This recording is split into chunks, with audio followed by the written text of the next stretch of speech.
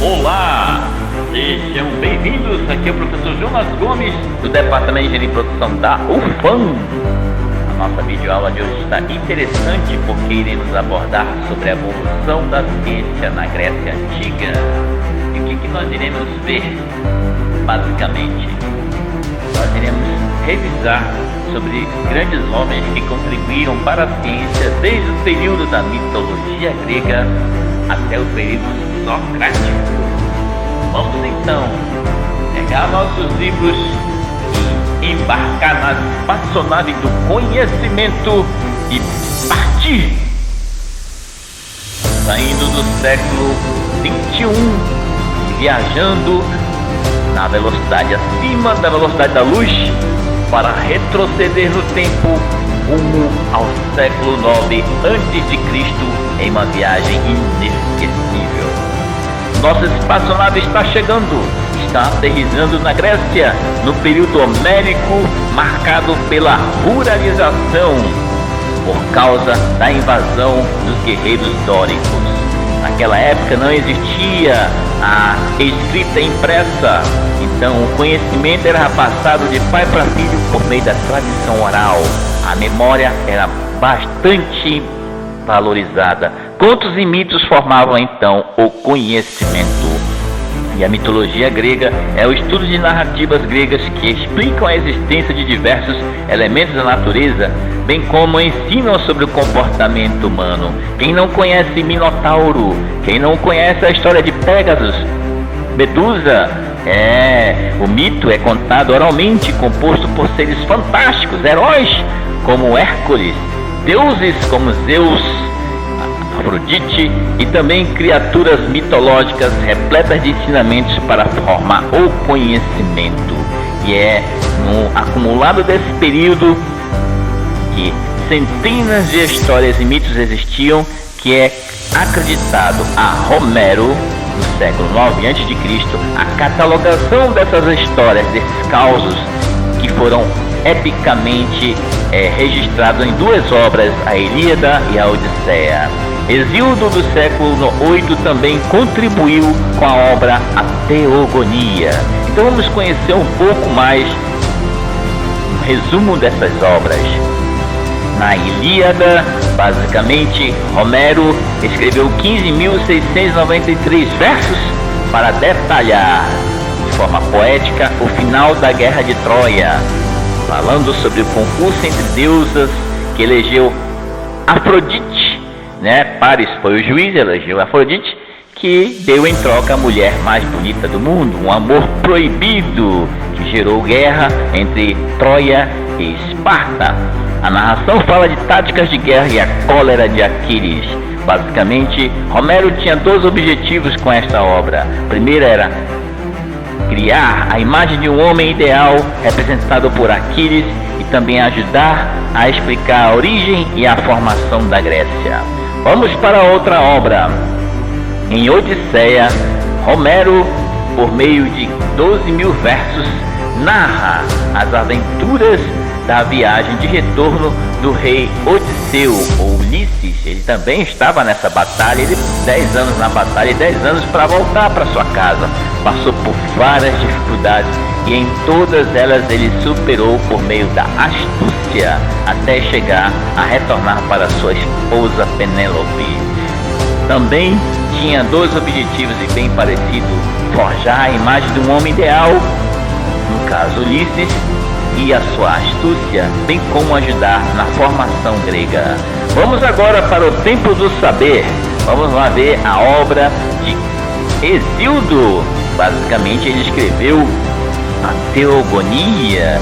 Foram aproximadamente 1022 versos para detalhar a genealogia dos deuses. Ele escreveu bastante. Essa obra magnífica foi dividida em 3 partes. A primeira parte é a Cosmogonia, que explica o nascimento do cosmos. Isso mesmo.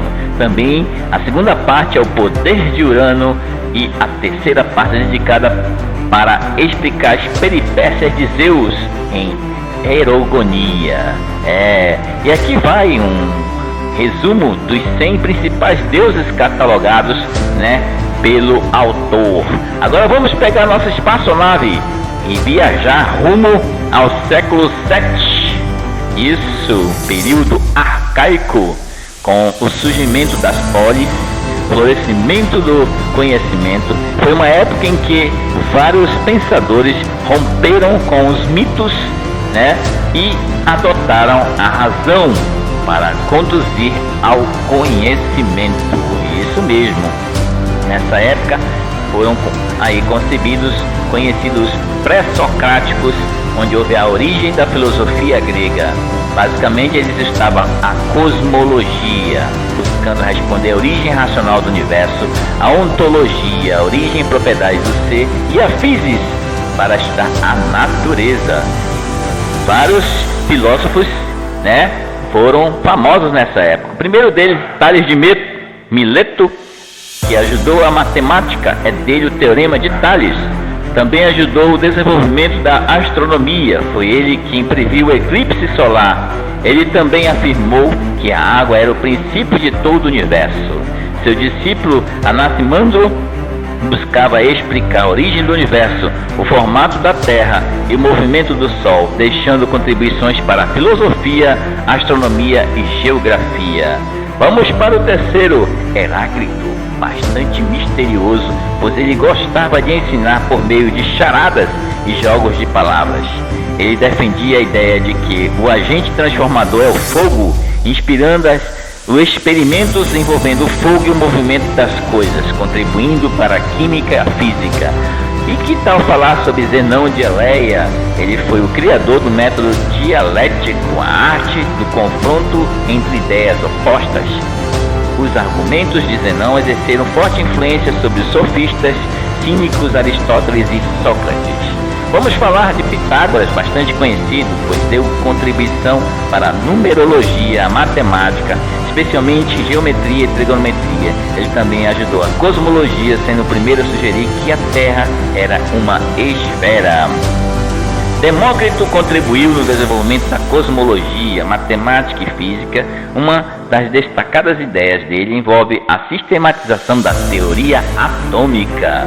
E vamos agora para o último, mas não é realmente o último, né? O Protágoras foi um dos mais importantes filósofos da escola sofista, focando na subjetividade do ser e no conceito do não ser.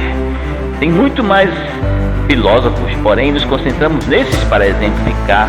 Eles ajudaram a formar as escolas naquela época da Grécia, a escola jônica, pitagórica, a eleática, a escola atômica e a escola sofística, né? São duas sofísticas, né? E vamos para o próximo período. Foram os socráticos do século IV ao século V a.C., quando Atenas chegou ao seu auge do conhecimento, atraindo muitos pensadores, certo? Nessa época a democracia passou a ser fortalecida e o retorno da vida humana aumentou, né? A oratória era uma coisa bastante admirada, com os sofistas aí sendo os principais filósofos que dominavam a oratória. Nesse período que Sócrates aparece para propor que antes de conhecer a natureza e de querer persuadir os outros, cada um deveria primeiro, antes de tudo, conhecer a si mesmo. Ele ensinava a questionar tudo. Seu método de parir ideias contribuiu bastante para a filosofia. Infelizmente, ele foi envenenado, mas deixou seus discípulos, entre eles de Platão, que fundou a academia em Atenas. É considerado o precursor do ensino superior. Ele escreveu vários diálogos, deixando um legado importante sobre as ideias. Outro discípulo foi Aristóteles. Foi inventor da lógica, contribuindo para o desenvolvimento do método científico. Ele também contribuiu para o desenvolvimento de áreas afins da zoologia, física, psicologia e etc. Vamos pegar nossa espaçonave, retornar para o século XXI para fazer nossas conclusões. No período da mitologia grega, aprendemos com Homero e Hesíodo a ciência nos contos míticos, bem como a importância de desenvolver as habilidades oral e escrita. Com os pré-socráticos aprendemos a valorizar a razão, o estudo da natureza, a origem e as suas propriedades. Com os socráticos aprendemos a focar no homem, na cidade na ética, nos métodos científicos e na geração de ideias. É isso aí, pessoal, um resumo da nossa aula. Muito obrigado e segue aí algumas referências usadas para desenvolver essa videoaula. Muito obrigado e até a próxima. Abraços!